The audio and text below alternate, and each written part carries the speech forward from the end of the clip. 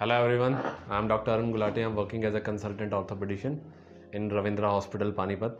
तो आज हम बात करते हैं कूल्हे की हड्डी के खराब होने के कारण के बारे में। ठीक है, कूल्हे की हड्डी किसी भी एज में ख़राब हो सकती है, चाहे वो कोई यंग एज हो 20 to 25 years, may be 30 years और इवन 60 ईयर्स। ठीक है, उसका हड्डी का ख़राब होने का कारण है उसमें खून का दौरा कम हो जाना। खून का दौरा कम होने की वजह से जो हड्डी है वो गलने लग जाती है अंदर से। हड्डी के गलने की वजह से वो जोड़ धीरे धीरे ख़राब हो जाता है और जोड़ घिसने लगता है, जिसके वजह से पेशेंट को कूल्हे में दर्द रहता है। जैसे कि आप इसमें देख सकते हैं, ये पेशेंट की कूल्हे की हड्डी है, तो इसको हम बाहर निकालते हैं इसमें से।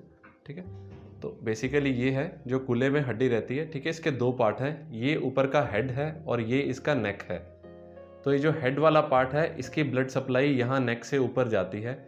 किसी भी कारण से अगर ये हेड की ब्लड सप्लाई कम हो जाती है, यानी कि खून का दौरा इसमें कम हो जाता है, तो ये हड्डी ख़राब हो जाती है। इसके ख़राब होने के कारण इसका जो जॉइंट सरफेस है वो खुरदरा हो जाता है।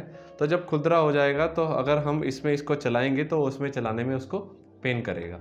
ठीक है, तो उस पेन के कारण पेशेंट की जो डेली लाइफ है वो बहुत मुश्किल हो जाती है। पेशेंट को उठने बैठने में, नीचे चौंकड़ी मारने में, चलने फिरने में हमेशा दर्द रहता है। तो इसका क्या हल है? जैसे कि हमें पता है कैंसर की स्टेजेस होती हैं, स्टेज 1, 2, 3, 4। हम कहते हैं कि स्टेज 1 या 2 में पेशेंट को बचाया जा सकता है, पर अगर स्टेज 4 में है या पेशेंट का कैंसर बहुत ज़्यादा बढ़ गया है तो फिर सिर्फ कुछ प्रिकॉशंस लिए जा सकते हैं जिससे उसकी लाइफ थोड़ी सी अच्छी हो जाए। ठीक है, वैसे ही इसमें है, इसमें स्टेजेस रहती हैं, स्टेज 1, 2, 3, 4।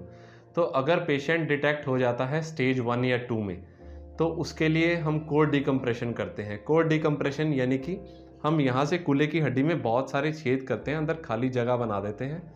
ठीक है, उसकी वजह से जैसे हम कहीं भी अगर तार डालेंगे या छेद करेंगे तो वहाँ पे खून का रिसाव होगा। खून का रिसाव होने की वजह से वो हड्डी में दोबारा जान आने की थोड़ी सी क्षमता बढ़ जाती है। मैं ये नहीं कहूँगा कि वो बिल्कुल सही हो जाता है, बट उसमें थोड़ी सी जान आने की क्षमता बढ़ जाती है। ठीक है, तो स्टेज 1 या 2 में हम जो डिजीज़ के प्रोग्रेशन को वो कम कर सकते हैं और बचा भी सकते हैं। कुछ दवाइयाँ हैं जो हम साथ में चला सकते हैं। बट अगर एक बार स्टेज 3 या 4 में पेशेंट पहुंच गया है तो उसका एक ही हल है सिर्फ, वो है हिप रिप्लेसमेंट।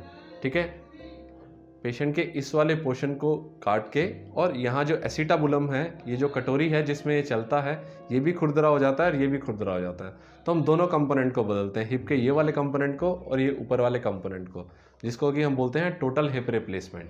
तो टोटल हिप रिप्लेसमेंट ही एकमात्र इसका इलाज है अगर पेशेंट स्टेज 3 या स्टेज 4 एवीएन में पहुंच जाता है। एक स्पेशल पॉइंट आपको मैं लास्ट में बताना चाहूँगा इसके लिए। बहुत सारे पेशेंट्स हैं, बहुत सारे यंग एथलीट्स हैं जो कि अपने गांव में या इधर उधर से थोड़ी अपनी एनर्जी बढ़ाने के लिए स्टेरॉइड्स लेते हैं। ठीक है, steroids are very very very very harmful and they are a very good cause of AVN. तो प्लीज़ आप इधर उधर से बिना किसी प्रिस्क्रिप्शन के स्टेरॉइड मत लीजिए। स्टेरॉइड लेने से कूल्हे की हड्डी में बहुत खराबी आ सकती है।